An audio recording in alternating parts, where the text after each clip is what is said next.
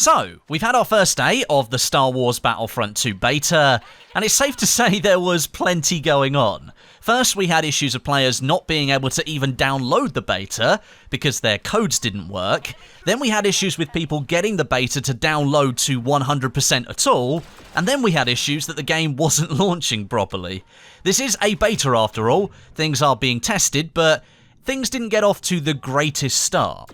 Looking past all of that, however, I have been having a very good time in the beta so far. I played about 4.5 hours yesterday, and I got to unlock plenty of star cards, plenty of new abilities, and new weapons for the trooper classes, and I spent most of my time playing Strike on Takodana, and I'm enjoying that game mode immensely.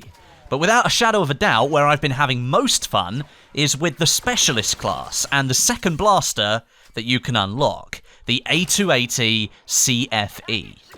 This blaster is a modular one, and it's been set up as a DMR-style weapon, giving you semi-auto fire but at a very fast rate. You can spam the fire button and just absolutely go to town with it. It is a blaster I'd say you'd benefit from aiming down the sight with to really take full advantage of its power, but you can make it work up close if you're surprised by an enemy trooper and you just want to hit fire a little bit. It works in both ways, but it works best at long range and then close range if you want to hit fire it. So, sort of in between, other weapons are probably going to take you out.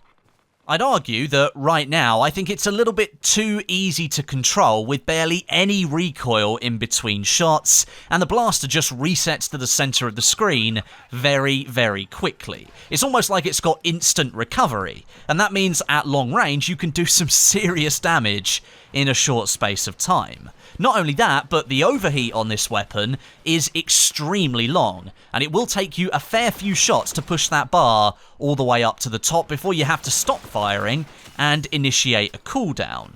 And most of the time I found that manually cooling it down by hitting R on the keyboard once I killed an enemy player to get it back to 0 was the best way of doing it because it reset it so quickly. But for now, considering this is the beta and things are here to be tested out, I'll continue to use this weapon as I'm using it right now and give DICE all the data they need to prove that this might need a little bit of tweaking before the final game.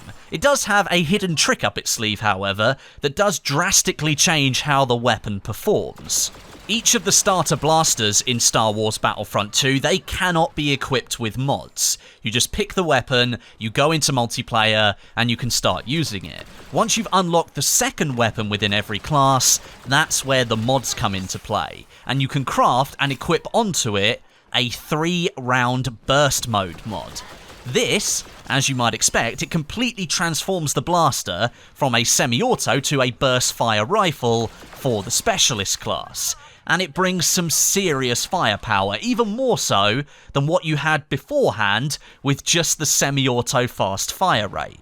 You could potentially be doing triple the damage of the semi-auto version of this weapon by equipping the burst fire mod, because every time you pull the trigger, it fires 3 pulses instead of the one that you had before, and if you manage to land all of those on target, you're going to take down enemies much faster. It does increase the recoil somewhat to perhaps a level I feel more challenged by, and I expected the original rifle to come with, but there we go. It gives me more satisfaction when I drop an enemy, and it dramatically decreases the time that the weapon takes to overheat because you're pumping out more power. So it's a trade-off, really.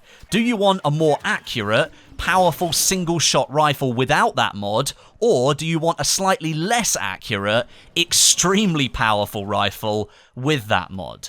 You can of course decide for yourself once you've unlocked the mod, because you can have it, or you can take it off once you've died and then go back to the semi-auto version. The 3-round burst mod will work well in some situations and not others. At extreme long ranges, I'd suggest semi-auto. For mid-range, go with that burst fire mod. You do need 100 crafting parts to unlock it though, so you will have to grind a little bit to get it first.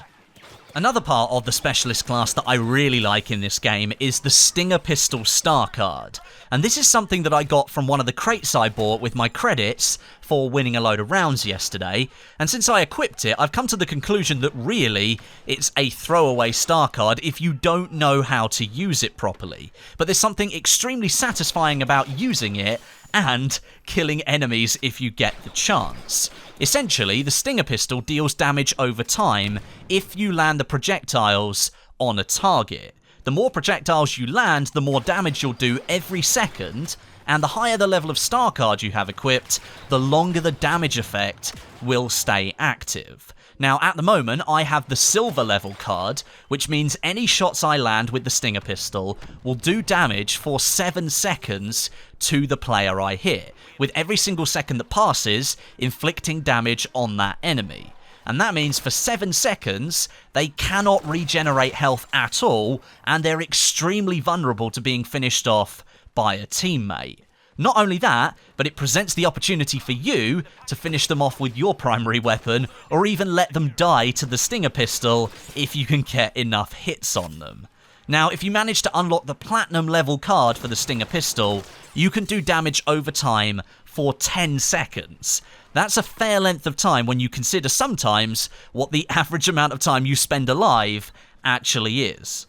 And I also found that headshots work with the Stinger Pistol. There is a headshot multiplier if you can manage to hit an enemy trooper in the head, and that will of course do more damage over time. If you didn't know, a headshot hit marker comes up in Battlefront 2, I think, as yellow or gold in colour, so if you see one of those come up on your screen whilst you're firing at somebody, that means you've had a headshot land. If it comes up as red, that means you killed somebody.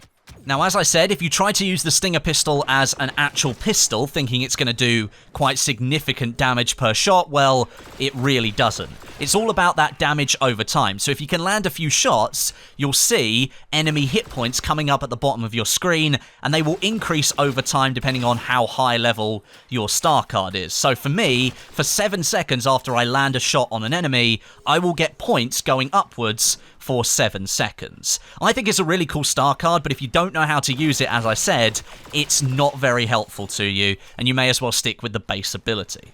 Now, besides the Specialist class, and to be honest, all of the other classes in the beta I am enjoying, they are quite rewarding to play as different types of troopers, I do have a few gripes with the beta that I kind of want to level off here and make sure people understand what's going on. First of all, the FOV slider option is greyed out on PC, meaning all PC players are stuck to 55 FOV, when most likely they're used to something that is quite a bit higher than that. I usually run on 85 FOV, which gives me greater awareness of what's going on, but it doesn't warp all of the objects around the edges of the screen. Now, apparently the developers have locked this, as they're testing something that requires 55 FOV, so I can understand why they've done that, but it took me a good hour or so to get the hang of it. Chromatic Aberration is back with a vengeance in dice games. It's set on by default in Star Wars Battlefront 2, and at the moment there is no toggle for you to be able to turn it off. This is an effect that splits light into RGB at the edges of objects, and it was recently added to Battlefield 1, and I think everybody wished that it hadn't been. In Battlefront 2, it's stuck on, and I don't see a toggle being introduced for the beta, so in the final game, I'd like an option to be able to turn that off. I don't know if you've noticed this next one, but duplicate items that you get out of the crates that you open, they seem to just disappear. Now, from my understanding, duplicate items can be scrapped, and you will receive crafting parts in return. These, as I mentioned earlier, can be used to craft mods for weapons, they can be used to craft weapons themselves, or even upgrade your star cards to boost them up to the next rarity level without having to open a crate to see if you can get the next level by random luck. Now, at the moment, there is no visibility in the menus to show you if you got a duplicate, even though I'm pretty sure I did, and when that happens, I don't know what happens to the scraps of those duplicates. I can't remember if my scrap level actually went up, so I hope this gets sorted for release, and we can see what actually happens with those duplicates. And lastly, in my experience, at the moment the matchmaker appears to be a little bit funky. Yesterday I was playing with the Senate, Battlefront Updates himself, and we were in a party with a couple of other people. It matchmaked us into Starfighter Assault against nothing but AI and one other human player, and he left halfway through the round because he was just getting curb stomped by us. At the end of that round, it then kicked me from the next match, put me in the menu, and then put the rest of the guys into a round of Galactic Assault, even though we've been playing Starfighter Assault. And something doesn't sound quite right there. Hopefully the DICE team are tracking it and they can get it sorted for launch, but at the moment, it can be a little bit edgy. Overall, however, the performance of the beta is really, really good, and the gameplay is far, far more engaging than the previous game. I'm really enjoying myself, and if you don't mind, I'm going to finish this video now, and I'm going to go and play some more. Let me know your thoughts on the beta if you've gotten in so far, and if you're looking forward to playing it when it opens up on the 6th. Thanks very much for watching. My name is Westie, and I'll catch you guys in the next video.